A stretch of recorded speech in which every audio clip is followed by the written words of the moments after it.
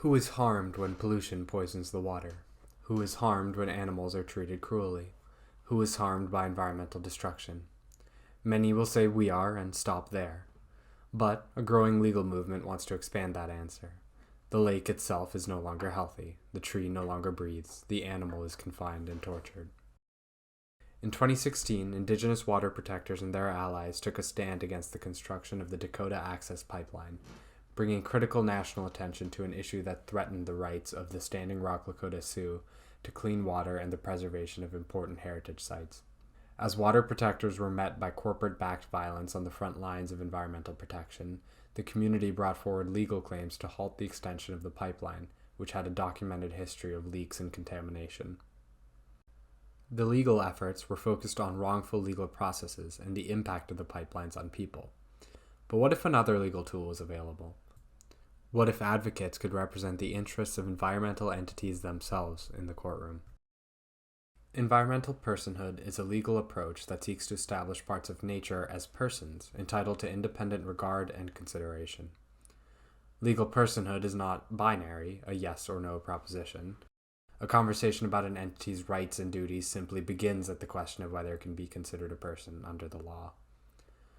Mainstream legal discussions of environmental personhood rights first emerged in the 1970s, a decade shaped by transformative ideas of the civil rights and second-wave feminist movements.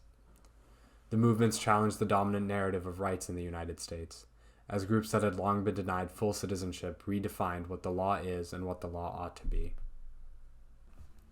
In 1972, Christopher Stone published a seminal book on the subject of environmental personhood titled Should Trees Have Standing? Law, Morality, and the Environment. He believed our social conceptualization of rights could expand further to convey personhood to natural systems. He believed that the legal system and the Supreme Court could be a critical vehicle for change. Despite an unconvinced Supreme Court majority in 1972, Justice William O. Douglas cited Stone's work and gave credence to the concept of legal standing for environmental entities in his dissenting opinion in Sierra Club v. Morton. In Justice Douglas's words, "The river as plaintiff speaks for the ecological unit of life that is part of it." Though the U.S. failed to adopt Stone's argument, other countries succeeded in conferring rights to environmental entities. Countries such as Ecuador, Bolivia, and New Zealand have had success in establishing environmental personhood through legislation. For example, the New Zealand legislature granted the Wanganui River and its forest personhood in 2014. That emotional and spiritual connection needs to be as important in decision-making as the physical impacts. In the United States, the concept of corporate personhood gained favor and new life. Corporate personhood stems from a narrative of economic efficiency, but has since spread into a broader free market and individual rights philosophy. Corporations are afforded constitutional rights extending beyond the mere practicality of economic function. The increase in the legal capacity of corporations as persons not only enables their ability to subvert regulation, but it also contributes to environmental degradation.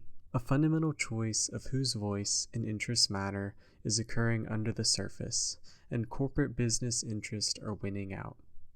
If, as a society, we are comfortable granting powerful corporate entities rights as persons, why not protect things that actually and desperately need our protection? The Non-Human Rights Project is bringing lawsuits designed to do just that. In October of 2018, attorneys Elizabeth Stein and Stephen Wise of NHRP filed a writ of habeas corpus on behalf of the elephant Happy, held in poor conditions at the Bronx Zoo.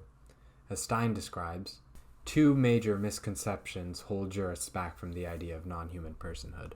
There is this inherent misconception that if you say that Happy the elephant is a person, she is now entitled to all of the rights of a human being. There will be a spillover to other aspects of animal welfare. The judges, they rely on the slippery slope argument. They rely on this floodgates argument. Nobody is entitled to the entire panoply of rights. Recognizing Happy's right to bodily liberty gives her nothing but that. The narrative, Stein assures, is already shifting. We figured never in a million years would we get any liberal-minded thinking judge from upstate New York. Was Judge Fahey, who was the first one to say, you cannot deny a non-human animal a right simply because that non-human animal is not human. He read our things 3 times, and it wasn't until the 3rd time that he said, these guys are onto something. The challenges to bringing successful environmental personhood claims go beyond the legal sphere. According to a 2019 Pew Research Center study, public opinion about how individuals can protect the environment sometimes aligns with people's actions, but not always. Some of this dissonance could be explained by self-attribution error. In other words, many people view themselves as balls, powerless to effect change. Additionally, there is the challenge of contending with the dominance of economic theory throughout various facets of our society. Because this way of thinking is so ingrained, we intuitively assign monetary values to environmental entities. We then use these assigned values to rationalize environmental injustices. By contrast, environmental personhood is far from intuitive. We don't normally think of trees or rivers as persons. Bearing these challenges in mind, it is unsurprising that U.S. courts have yet to recognize the rights of environmental entities.